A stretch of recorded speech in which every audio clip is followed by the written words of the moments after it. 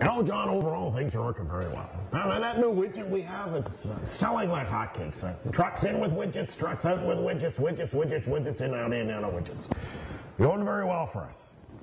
You know, all those things I did when I was lead hand are finally starting to pay off for this company. The only thing that I regret that I was unable to get rid of that slacker Watson. You know, he was useless. I tried everything. I'd give him a simple job. He couldn't even do that. I had no confidence. I tried yelling at him, I screamed at him, I pushed him. Just didn't happen. Finally, I figured, well, I got to give this guy a job. Like maybe he'll just, you know, give him something simple and go over there and just have him disappear. I'm sure he was a pain in your butt too. What did you end up doing with him? Actually, sir, I took a bit of a different approach, and when I watched him on the floor, it looked like he was kind of bored, and every time he made trouble, he did it for attention. So what I did is I got him to try out a bunch of different jobs, and I took some extra time and mentored him, but after all that, it just seemed like he wasn't cut out for work on a factory floor. Just as I suspected. Terrible employee. I told the company. I said, get his butt out of here. Out, out, out. But they wouldn't listen to me. So how did you finally get him out of the shop? Well, to tell you the truth, he's our newest engineer. He designed that widget that's selling so well. He's got a real knack for design, and he loves to be challenged. So everything's going great. Loves his job. Everyone on the floor loves him, and it worked out really well.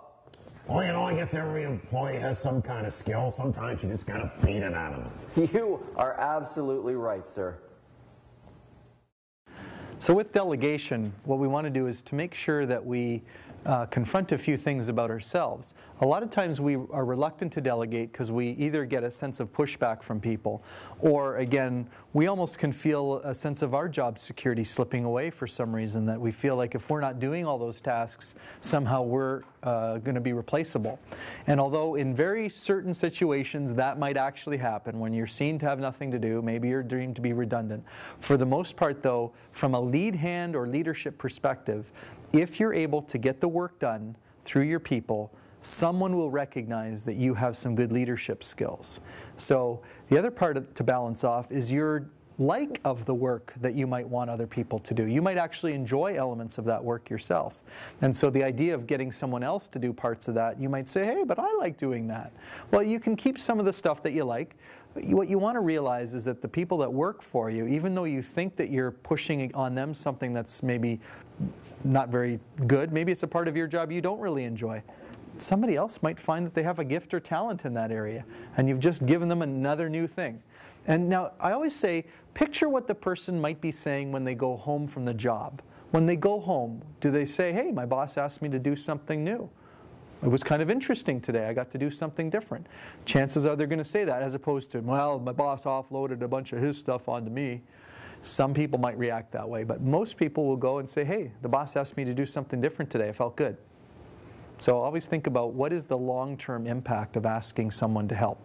And remember that if that person is defensive, if they push back on you asking them to do stuff, realize that it's their insecurity of not wanting to screw up. Maybe they're the type of person that hates to take on the challenge for fear that they're going to mess it up. Given that fear of screwing it up may be underlying, then that's where you have to look through the behavior you might see on the surface, which could either be avoidance oriented, well, I'm not sure if I could do that, or aggressive, go screw yourself. Okay?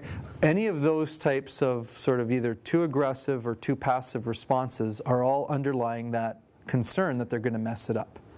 So when you then say, that's why it's so important how you frame it, how you position it, how you explain it, and then that you reassure them. Now, if you know that they're a little bit skittish about messing something up, you can be there to say, hey, you know what? Chances are the first couple times you do this, something could go wrong. I want you to know it's not the end of the world. It's okay. That's how I learned. And that gives them the reassurance. Again, all we're trying to do here is to grow people. Because if you just keep people in the same stagnant roles, the morale and attitude will start dropping. And I'll tell you what, that is the manifestation of all the bad behaviors in the organization. People get bored, stale, and then they start to misbehave. Why? Because they need to create some energy and some fun. So why not do it at the expense of other people?